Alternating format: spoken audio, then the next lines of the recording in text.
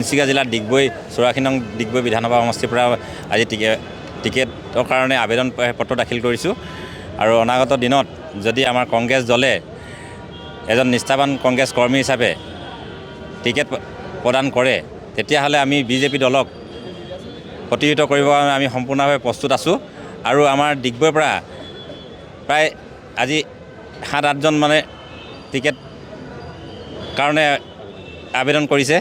এই আবেদনত এনেকুৱা এটা দেখা পোৱা গৈছে যে বিজেপিয়ে যে হাৰিব কংগ্ৰেছ দলত সেইটো নিশ্চিত আৰু কংগ্ৰেছ দলে আমাৰ 7-8জনৰ ভিতৰত যাকেই টিকেট নিদিয়ক আমি আটাইকেইজন লাগি বিজেপিক প্ৰতিহত কৰাৰ কাৰণে আমি সম্পূৰ্ণভাৱে প্ৰস্তুত আছোঁ।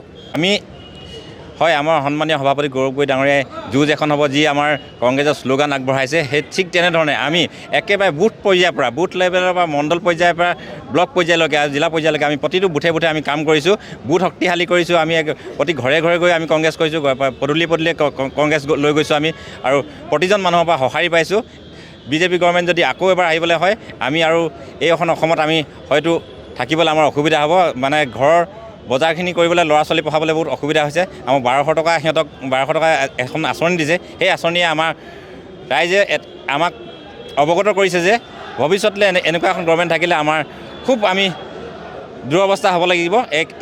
হিমন্ত বিশ্ব শৰ্মা চৰকাৰখন পুলিয়ে পোখাৰে উঘালি অনাগত দিনত আমাৰ কংগ্ৰেছ চৰকাৰ যাতে অসমত হয় সেইটো বাবে আমাৰ একদম বুথ পৰ্যায়ৰ পৰা আমি শক্তিশালীভাৱে বিজেপিৰ লগত আমি যুঁজিবৰ কাৰণে প্ৰস্তুত আছোঁ।